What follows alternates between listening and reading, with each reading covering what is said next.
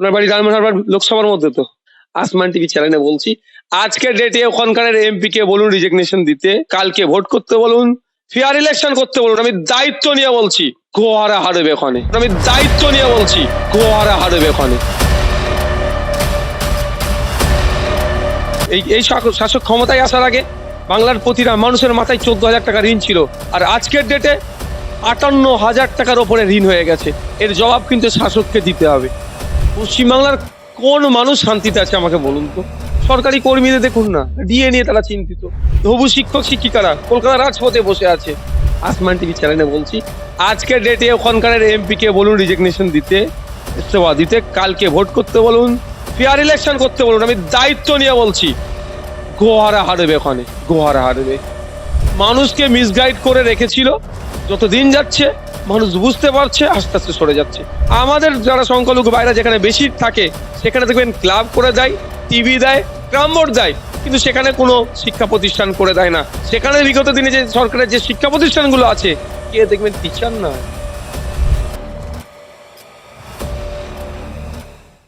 আমি বিরোধী বিধায়ক বলতে আইএসএফ এর বিধায়ক আপনি। কার্যত বিধানসভায় অধিবেশন যখন চলাকালীন আপনি একমাত্র সুর চড়ান এবং বিরোধী দলনেতা তিনিও সুর চড়ান। কার্যত বিভিন্ন সময় এই বিরোধী বিধায়ক বা বিরোধী যারা কণ্ঠ রয়েছে তাদেরকে একেবারে কণ্ঠ রোধ করার চেষ্টা করা হচ্ছে, এমনটাই বিভিন্ন অলিতে গলিতে অলিন্দে প্রশ্ন উঠছে। একত্রভাবে আপনি জেল খেটে আসলেন, কি মনে হচ্ছে গণতন্ত্র দিকে দিকে বিলুপ্তর পথে? বাংলার গণতন্ত্র বিপন্ন। দেখুন, আমি বিধানসভার মধ্যে, বিধানসভার বাইরে বাংলার মানুষের জন্য, বঞ্চিত মানুষের জন্য আমি আওয়াজ তুলি। বিভিন্ন ইস্যুতে বিধানসভায় আমি মেনশন করি, আমি মেনশন করি বিভিন্ন ইস্যুতে, যেটা শাসক হয়তো সহ্য করতে পারেনি, কি বলতে পারবো না ঠিক। আমার নামে ওই জন্য অভিযোগ যেটা করেছিল, যে প্রুফগুলো চেয়েছিল দিতে পারেনি সরকার পক্ষ। আমি মনে করি আমাদের রাজ্য কমিটি একাধিক মেম্বার ছিলেন, ওর মধ্যে রাজ্য কমিটির জেনারেল সেক্রেটারি ছিল, তাদেরকে অনৈতিকভাবে দীর্ঘদিন আমাদের জেলের মধ্যে আবদ্ধ করে রেখেছিল। তবে একটা কথা, এই আবদ্ধ করে আমাদের মন মানসিকতাকে যদি ভেঙে ফেলেছে, এটা ভাবে থাকে, সেটা ভুল। আমরা মানুষের স্বার্থে, জনগণের স্বার্থে যে সংকল্প নিয়ে রাজনীতির ময়দানে এসেছি, সেটাকে আমরা এগিয়ে নিয়ে যাব। আমরা দেখেছি বিরোধী আসন থাকাকালীন মমতা বন্দ্যোপাধ্যায় তিনিও প্রতিবাদ করেছিলেন, বিরোধী নেত্রী ছিলেন। কার্যত এই নজিরটা কোনোভাবে দেখা যায়নি যে জেলের ভিতর থাকতে হবে এবং দীর্ঘ 42 দিন কার্যত একটা অন্ধকারের জগতে আপনি চলে গিয়েছিলেন। কি বলবেন এই প্রসঙ্গে? বিরোধী নেত্রী তখন কথায় কথায় তিনি ধর্ণা করতেন, কথায় কথায় অনশন করতেন। আজকের বিরোধী যারা রয়েছেন তারা আন্দোলন করছেন, তাদের আন্দোলন মুখটাকে ভেঙে দেওয়া বা চুরমার করার একটা প্রয়াস চালানো হচ্ছে। কি বলবেন এই প্রসঙ্গে? ব্যাপারটা হচ্ছে কি জানেন, আমাদের রাজ্যের বর্তমান যিনি মুখ্যমন্ত্রী আছেন, তিনি কিন্তু প্রতিবাদ, প্রতিরোধ, ধর্ণা, হাইওয়ে ব্লক করা, বন্ধ করে ক্ষমতা এসেছেন। তিনি, আমার মনে হয়, প্রতিবাদ প্রতিরোধকে খুব ভয় পান। সেই জন্যই প্রতিবাদ প্রতিরোধ যেখানেই সংঘটিত হয় সেখানেই পুলিশ দিয়ে বিভিন্নভাবে সেটাকে দমিয়ে দেওয়ার চেষ্টা করে। আমরা দেখেছি, ভুলে যাইনি আমরা, যখন সিএ বিল পাস হয়েছিল, পশ্চিমবাংলার বিশেষ করে সংখ্যালঘু নেতারা যারা সিএ কে অপোজ করেছিল, এক রাতে প্রায় 217 জন সংখ্যালঘুর বাড়িতে আক্রমণ চালিয়েছিল এই মমতা ব্যানার্জি পুলিশ। আমরা কিন্তু ভুলে যাইনি, সংখ্যালঘুরা কেউ বলেনি, সময়ের প্রতি উত্তর দেবে। যেটা বলছিলাম, উনি প্রতিবাদ প্রতিরোধকে, প্রোটেস্টকে ভয় পায় আমার মনে হয়, ওই জন্যই অঙ্কুরি বিনষ্ট করে দেওয়ার চেষ্টা করছে। তবে একটা কথা আমি বলছি, অন ক্যামেরা বলছি, এই প্রতিবাদ যে কিভাবে করতে হয় বিরোধী থাকলে, মমতা ব্যানার্জি যেগুলো করেছে সেই সময় আমি কিছু সেগুলো ইউটিউব থেকে দেখেছি, শিক্ষা নিতে চাই, শিখার চেষ্টা করি। Mamata Banerjee as a opposition leader যে ভূমিকা, দারুণ ভূমিকা। সেটা তো ভাঙচুরগুলো আমি বলছি না, সেগুলোকে তার দল যে ভাঙচুর করে সেগুলো গণতান্ত্রিক প্রক্রিয়াতে যে তার ভূমিকা ছিল সেগুলোকে আমি অবজার্ভ করি, বাস্তবে রূপায়িত করার চেষ্টা করি। তখন মমতা ব্যানার্জি কতবার জেলে দিয়েছিল না দিয়েছিল আমরা সবাই জানি। এখন হয়তো সহ্য করতে পারছে না, ওই জন্য জেলে পাঠাচ্ছে। আমি বিরোধী রাজনীতি করতে এসেছি, এইগুলো কমন ব্যাপার আমি ধরেই নিয়েছিলাম। কখন কোনো রকম অভিযোগ আসবে ও কমন ব্যাপার, আমি ভাবি না। আবারও আপনার কাছে প্রশ্ন রাখবো, যেখানে আমরা দেখেছি যে 2021-এর নির্বাচনের প্রাক্কালে নির্বাচন দেখা গেলে মুসলিম সংখ্যালঘু ভোট, যেটা বিভিন্ন সময় মমতা বন্দ্যোপাধ্যায় বলেন যে আমার যে সমস্ত ভোট রয়েছে, অর্থাৎ বিরোধীরা বলেন দুধেল গাই হিসেবে ব্যবহার করছেন মমতা বন্দ্যোপাধ্যায়। সেই ভোট এখন কার্যত মমতা বন্দ্যোপাধ্যায়ের হাত থেকে দিকে দিকে সরে যাচ্ছে। সাগরদিঘি উপনির্বাচন কার্যত শাসক দলের চোখে আঙুল দিয়ে দেখিয়ে দিলেন যে এর পরিকল্পনা এটাই হবে, অর্থাৎ নওশাদ জেলে, মীনাক্ষী জেলে গিয়েছে এবং একাধিকভাবে যারা বিরোধী রয়েছে বা কার্যত এই সমস্ত স্ক্যান ডিএ বলুন বা সারদা বলুন, নারদা বলুন বা অন্যান্য যে সমস্ত এসএসসি কেলেঙ্কারিতে মানুষের পর্দা খুলে যাচ্ছে, নগ্নতা চেহারা এই রাজ্য সরকারের পরিষ্কার হয়ে যাচ্ছে, তাহলে কি মুসলিম সংখ্যালঘু ভোট দিকে দিকে সরে যাচ্ছে মনে করছেন? দেখুন, এই সংখ্যালঘু ভোট করে কিন্তু যে বলে আমরা চিৎকার করছি, এটা আমার মনে হয় এগুলোর থেকে একটু এড়িয়ে থাকা দরকার। শুধু সংখ্যালঘু নয়, পশ্চিমবাংলার কোন মানুষ শান্তিতে আছে আমাকে বলুন তো? যে 75-25 রেশিওতে চলছে সেও চাপে আছে। কেউ যদি 76 রেশিওতে চলে যায় তার পতাটা কেটে যাবে। সরকারি কর্মীদের দেখুন না, ডিএ নিয়ে তারা চিন্তিত। আজকে শিক্ষিত বেকার যুবক যুবতীরা, হবু শিক্ষক শিক্ষিকারা কলকাতার রাজপথে বসে আছে। আর মানে যে জেনারেশন যারা উচ্চ মাধ্যমিক দিচ্ছে, তারা কি আজকে দেখুন মাধ্যমিকের পরীক্ষার্থী প্রায় 4 লাখ কমে গেছে। কিসের জন্য? তারা দেখতে পাচ্ছে যে ফিউচার আমার নাই, আমি এখন কাজে চলে যাই। মানে এতে পড়াশোনা করলে আমি চাকরি পাবো কোথায়? বড় বড় কোম্পানিগুলো চলে যাচ্ছে, রাজ্য ছেড়ে চলে যাচ্ছে, ভিন্ন রাজ্যে গিয়ে তারা তাদের সেট আপ করছে। নতুন রাজ্যে কোনো কর্মসংস্থান হয়েছে, বিভিন্ন কোনো কোম্পানি এসেছে, তো বছর বছর তো আপনার শিল্প মেলা হচ্ছে।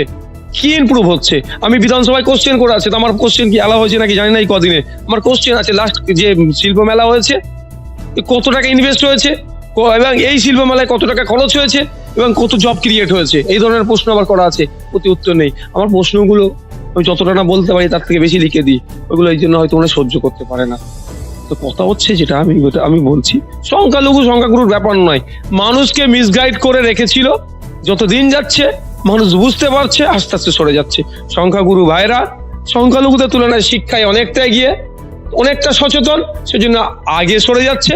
আর আমরা যারা সংখ্যালঘু সম্প্রদায়ের কথা বারবার আপনি বলছেন, আমাদেরকে সুকৌশলে শিক্ষা আমাদের হাত থেকে কেড়ে রেখেছিল। আমাদের যারা সংখ্যালঘু ভাইরা যেখানে বেশি থাকে সেখানে দেখবেন ক্লাব করে দেয়, টিভি দেয়, ক্রামবোর্ড দেয়, কিন্তু সেখানে কোনো শিক্ষা প্রতিষ্ঠান করে দেয় না। সেখানে বিগত দিনে যে সরকারের যে শিক্ষা প্রতিষ্ঠানগুলো আছে, গিয়ে দেখবেন টিচার নাই। শিক্ষার যে পরিকাঠামো ধ্বংস করে দিচ্ছে। আমরা চিৎকার করি, অসমে মাদ্রাসা বন্ধ করে দিয়েছে। আমার রাজ্যে 10,000 শিক্ষক শূন্য পদ আছে মাদ্রাসাতে। এই আওয়াজ আমরা তুলি না কেন? আমরা অসমের কথা বলি।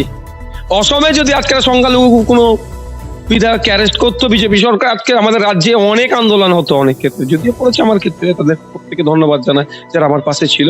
কিন্তু ভিন্ন রাজ্যে হলে আমরা যে রিয়াকশন দিই, আমার রাজ্যের সেই রিয়াকশন আমরা দিই না। আমাদের উচিত আমাদের রাজ্যকে নিয়ে ভাবা আগে, তারপর আমাদের দেশ। আমাদের দেশ রাজ্যটায় আমরা আছি, যুক্তরাষ্ট্রীয় পরিকাঠামো, দেশকে নিয়ে আমাদের ভাবতে হবে। প্রথম তো আমি যে রাজ্যে আছি সেটা ভাবি, সেটা হচ্ছে কোথায়। আর এক যেটা সংখ্যালঘু ভোটের কথা বলছেন, 2021 সালের আগেই সংখ্যালঘু ভোট দূরে সরে গিয়েছিল। শুধুমাত্র সিএ এনআরসির ভয় দেখিয়ে ভোটটাকে রেখেছে। আপনার বাড়ি ডায়মন্ড লোকসভার মধ্যে, তো আমি আপনাকে কোড আনকোড আপনার এতে বলছি, আসমান টিভি চ্যানেলে বলছি, আজকের ডেটে ওখানকার এমপি কে বলুন রিজিগনেশন দিতে, ইস্তফা দিতে, কালকে ভোট করতে বলুন, ফেয়ার ইলেকশন করতে বলুন। আমি দায়িত্ব নিয়ে বলছি, গোহারা হারবে, ওখানে গোহারা হারবে।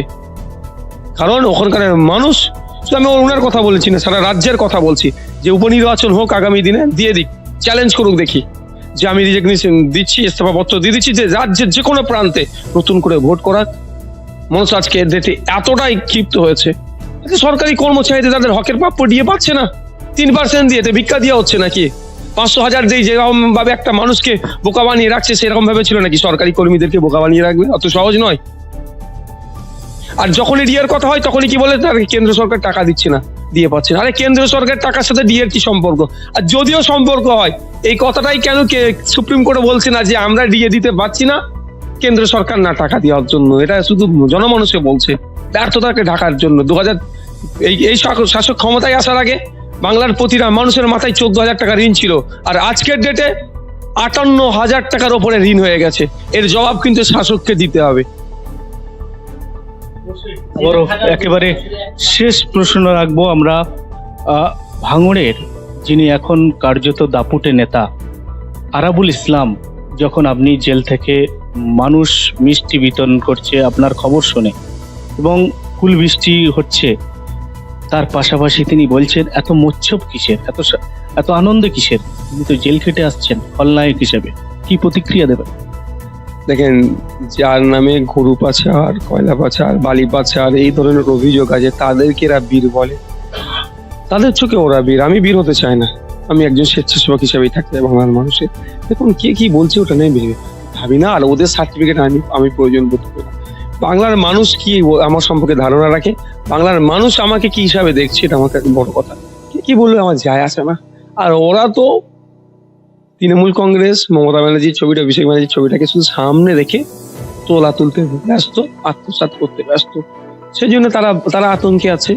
যতদিন যাচ্ছে আইএসএফ এর সেখানে গ্রহণযোগ্যতা বাড়ছে, ওরা পিছিয়ে যাচ্ছে।